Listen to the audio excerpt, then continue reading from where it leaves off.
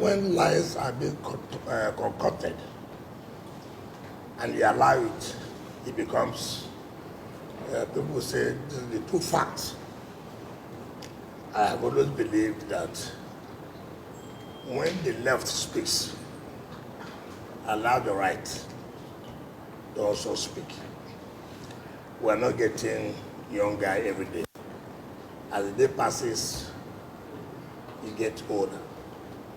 And so it is important that when issues are raised or when speeches are made, you should be able to say, look, this is a part of my own story. And so that the public will be able to put everything together and say, look, this is what we have decided, or this is what we say, this is the truth, and this is a lie.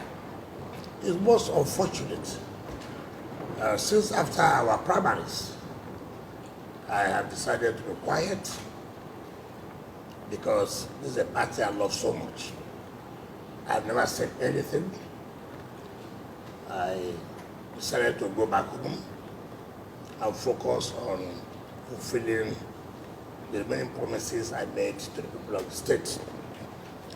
But there comes a time that people will understand and know the true facts of things. So obviously, when I will speak, it is not in doubt that I will speak and let Nigerians know the actual truth. Having known the truth, whatever they decide to do with it is left for Nigeria. Because you can imagine the presidential candidate of the PDP, Atiku Abubakar, when he unveiled his vice presidential candidate, no right thinking, a lover of this party will say that the speech he made on that day was fair. No right thinking lover of this party.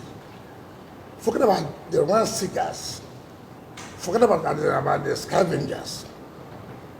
And I never reacted to it. I said, look, this party belongs to all of us. Thereafter, he appeared before the Arise television. See the statements he made. So many lies were told. And then you say, I should not react to some of those issues. That would not be fair. Assuming today I'm not alive, obviously what they have said will be accepted as the truth. Look at his attack dogs. Sule Lamido, Babangida Aliyu, Maina Waziri. Look at the statements they issued. Look at the abuses they railed on me. I never reacted. And Nigerians will say, look, you mean this thing happened? So it is important that as a person and for my own future and for those who are around me, to say, look, this is not fair. This is not fair. So I have to make sure I will react line by line, statements made by Atiku Abubakar himself and his attack dogs. I will do that. Nobody, though if anybody who loves me will not advise me not to react. Because why would you not react? Look at if a presidential candidate who believes he wants to win election, that somebody who contested fiercely with him have never raised any issue. I just kept quiet, just minded my business, see how my state can move forward. Every day, his people come up to attack me, to say one thing or the other. That's quite unfair. And so I should let Nigerians to know at the appropriate time, after the commissioning of the projects we have lined up, to say, look, this is correct, this is not correct. So that prosperity, history will be on our side, that we have been able to keep the recourse straight. And so that nobody should be in doubt whether I'm going to speak on the issue of PDP, on the issue of the primaries, and other related matters. Nobody should be in doubt of that. I'm going to certainly speak. The Nigerians will know what happened. The Nigerians will know. Those who love this country, Nigerians will know what went behind. And that is to assure you, I want to speak on that. It has nothing to do with whether I like you or not. No, it has nothing to do with PDP. It has to do with putting the facts straight, putting records straight. It's not for me to go and hire journalists and begin to say all kinds of things. No, it's not for that. Again, that's to tell you, you see, when people tell lies, it's most unfortunate. Most unfortunate. I've heard a lot of stories. For example, some senators called me that Atiku Abubakar said he sent Bukola Saraki to me. That is not fair. That is not correct. I was in Spain. Bukola came to me. I said, my brother, how do you settle this problem? I said, were you sending Atiku Abubakar? I said, no. I said, so what do you want me to do? Look at the issue. He said, look, the matter is so serious. He never knew of this and that. So Abubakar Atiku has never, forget about sending rent seekers around him as scavengers. In fact, some of them will call my friends, oh boy, tell your guy now, make him support us. It has reduced to that level. I have become guy. Listen, I've never seen it where serious mandate people will reduce issues like this to this level. I mean, or the people that you see, you don't even know who is the caller. If you see a phone, I mean a call, who is this?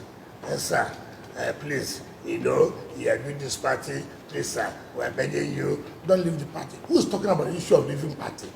I don't even know who is talking to me.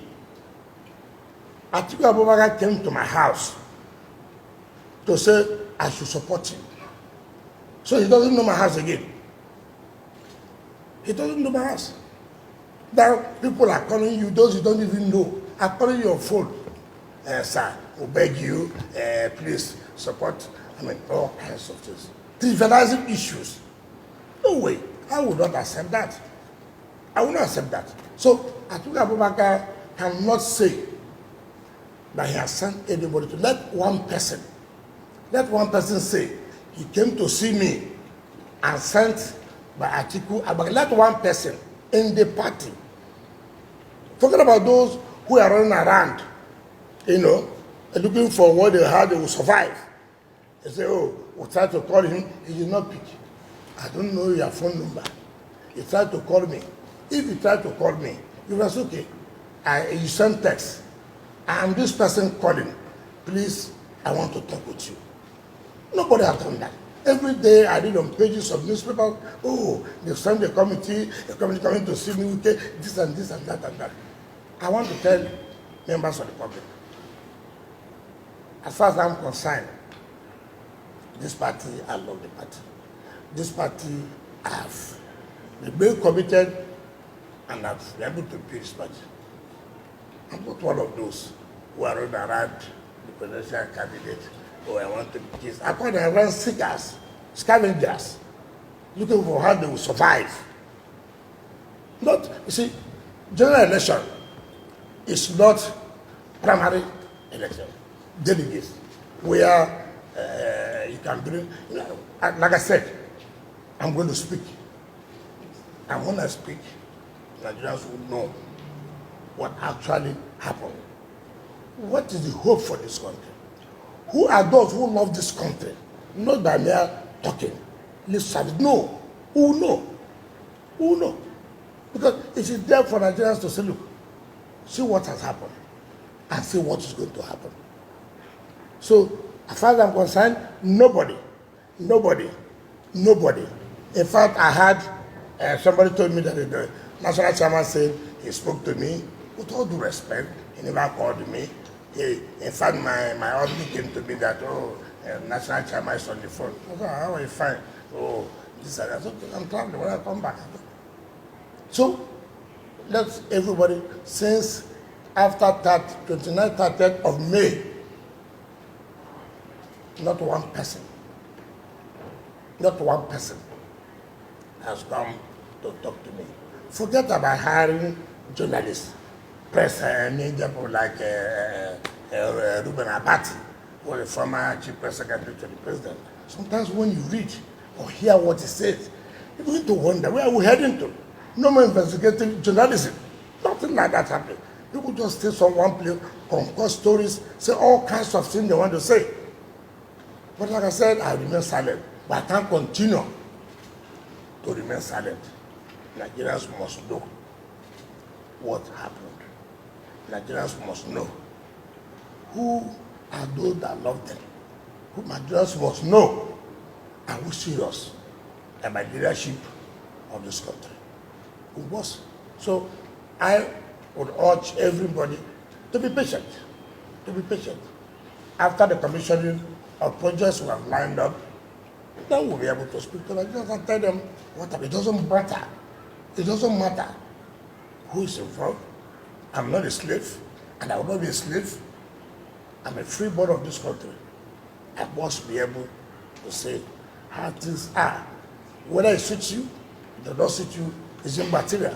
So the members of the public should please bear with us that we must put the records straight. If you don't put the records straight, history will not be happy with you. Thank you very much.